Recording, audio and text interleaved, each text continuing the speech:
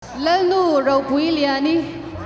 Shia kan shevek ang tiro lalnu Ropuiliani chu Mizo history shevak lopon lalnu Ropuiliani chu engang khopal lalnu ming thang le namtana anun na apek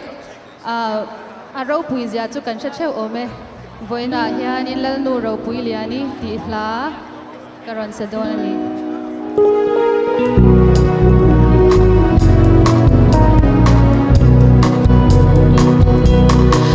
Lianhlupuii shai choi don toai vang khomoi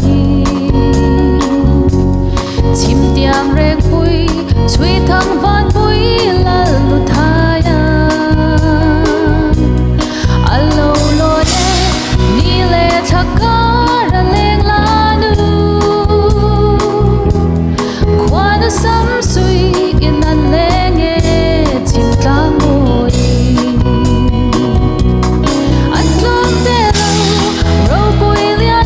sa pui tona azang ngai lo pay sen dar fen do ran ma thang kor ba ya an pai je run nga ka pham nu kan choi zel do na sak min moi Ropuiliani kum za lei su Lianhlupuii reng tin ching dấu tu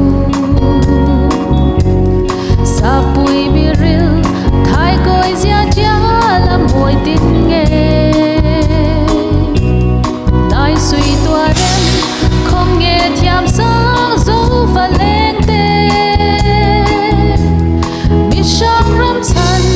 lalnu Ropuii a vun le ta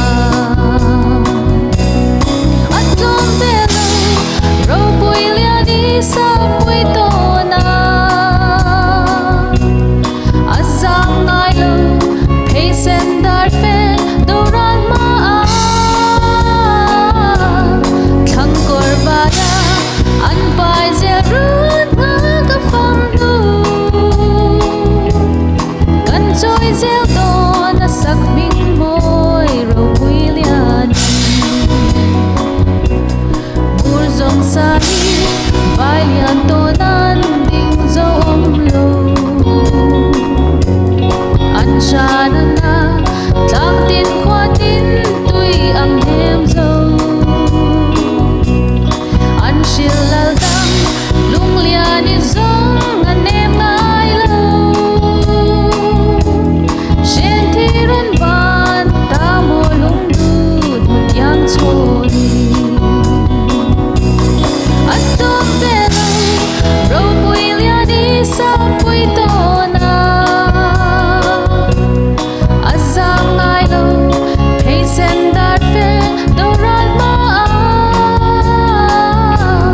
thang kor ba ya an pai je run nga ka pham nu kan choi zel do na sak min moi Ropuiliani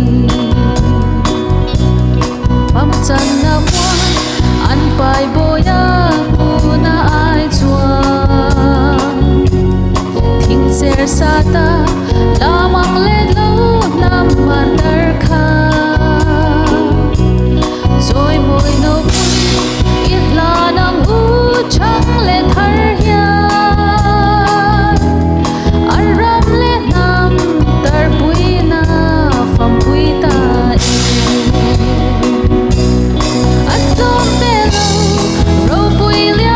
sa pui tona azang ngai lo pay sen dar fe do ran ma thang kor ba ya an pai je run nga ka pham nu kan choi zel do na sak min moi Ropuiliani kan choi zel do sak min mo